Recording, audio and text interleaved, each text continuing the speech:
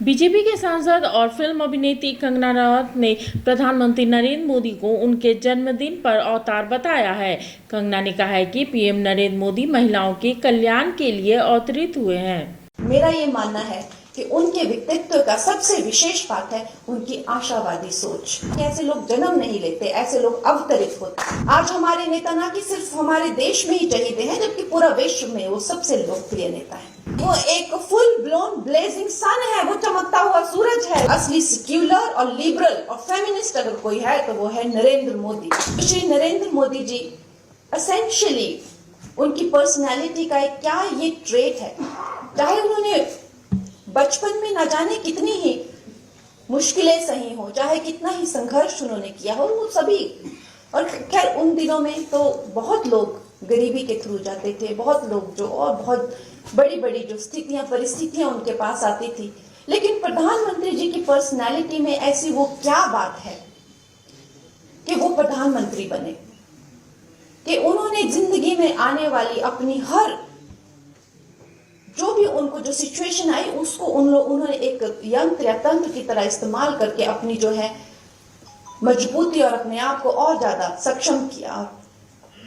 और सबसे बड़ी बात कि हम जब ये सोचते हैं, आज हम उनकी जब बचपन की बातें और उनकी स्थितियों के बारे में सोचते हैं कि एक बहुत ही गरीब बालक जिसके छोटे छोटे सपने, जैसे फौज में जाना, भर्ती होना, सैनिक स्कूल जाना या स्कूल जाना, इस तरह के छोटे छोटे सपने भी मानो ऐसा लगता था जैसे ये कितनी बड़ी बात सोच रहा है ये सड़क पर चाय बेचने वाला।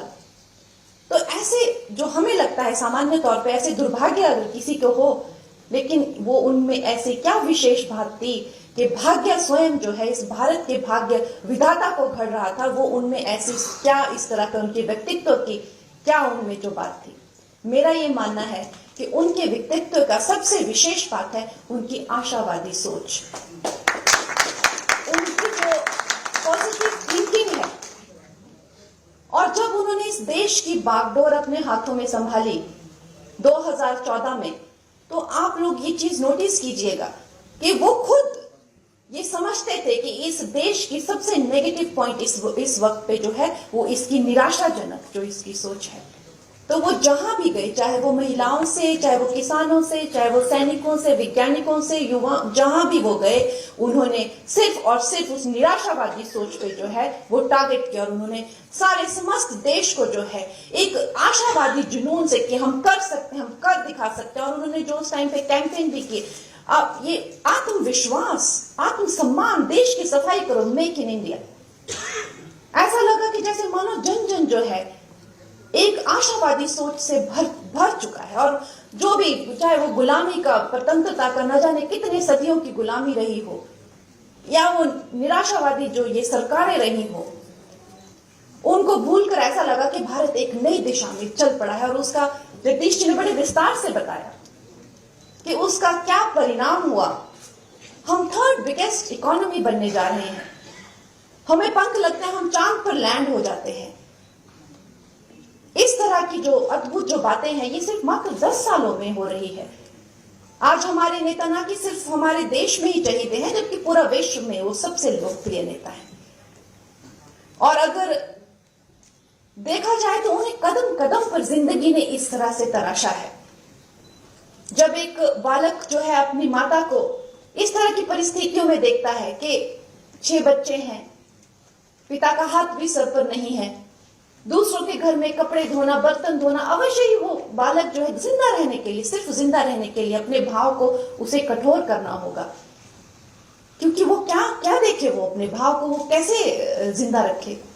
लेकिन उससे वो उल्टा करते हैं। महिलाओं के प्रति उन्हें ऐसे विशेष भाव और ऐसी संवेदनशीलता हो जाती है क्योंकि उनका जन्म ही जो वंचित हैं, जो कि बिल्कुल सताए और ठुकराए हुए हैं समाज वर्ग में, उनका उद्धार करने के लिए उनका जन्म हुआ है। और शर्मा जी ने कुछ गलत नहीं कहा कि ऐसे लोग जन्म नहीं लेते, ऐसे लोग अवतरित होते हैं।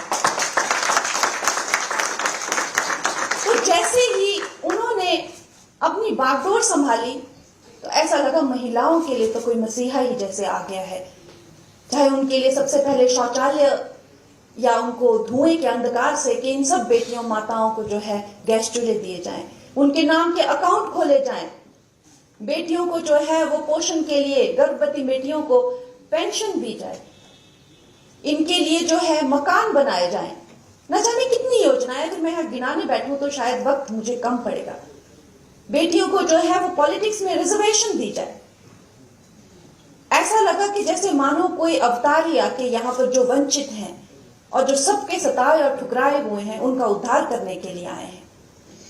और खैर इस तरह से न जाने कितनी ही उनकी बातें बताई जा सकती हैं कि उनको जैसे मानो कि एक तरीके से तैयार किया गया है। जो इस देश की ही चेतना की एक पुकार थी, उसके लिए उनको तैयार किया गया है। नहीं तो क्या कारण हो सकता है?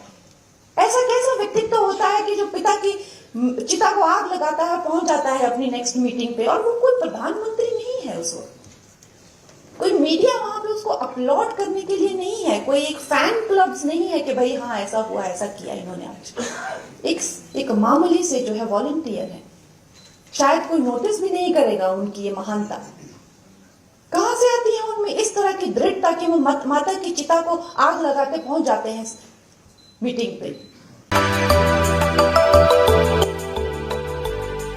मिनी लंदन, मैक्लुस्कीगंज, प्रकृति की गोद में बसा ड्रीम डेस्टिनेशन आपका कर रहा है इंतजार। आइए अपने यादगार लम्हों को बिताइए ड्रीम डेस्टिनेशन में। राजधानी रांची से महज 50 किलोमीटर दूर आपका अपना ड्रीम डेस्टिनेशन। जब टूटती है आस, जब थकती है सांस, जब रूठते हैं अपने, मुंह मोड़ता है जमाना, जब अंगड़ाई लेता है संकल्प, फिर बनती है कहानी, बनते हैं अनमिट निशान। देखिए मेरे साथ संघर्ष की दास्तान।